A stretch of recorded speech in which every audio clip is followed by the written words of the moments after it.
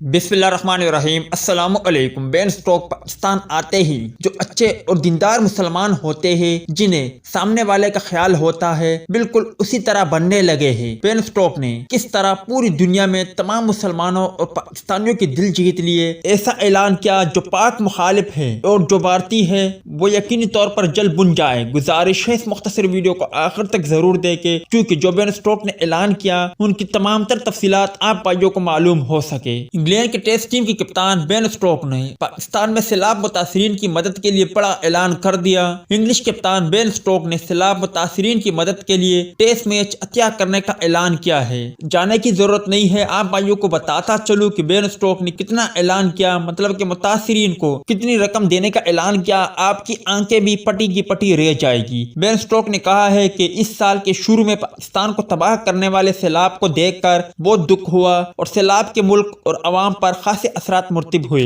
English کپتان کا کہنا تھا کہ کیل نے میری زندگی میں مجھے بہت کچھ دیا اور میں صرف یہی حق سمجھتا ہوں کہ کرکٹ سے بالاتر ہو کر کچھ واپس دوں۔ میں اس ٹیسٹ سیریز سے اپنی میچ فیس پاکستان سیلاب متاثرین کو عطیہ کروں گا۔ انہوں نے مزید کہا کہ امید ہے کہ یہ عطیہ پاکستان کے سیلاب سے سب سے زیادہ متاثر ہونے والے علاقوں کی تعمیل نو میں مدد کرے گا۔ آپ بھائیوں کو بتاتا چلوں کہ یہ تقریباً 1.5 کروڑ کے قریب پیسے بنتے ہیں جو کہ بین اسٹوک نے سیلاب متاثرین کو دینے کا فیصلہ کیا ہے۔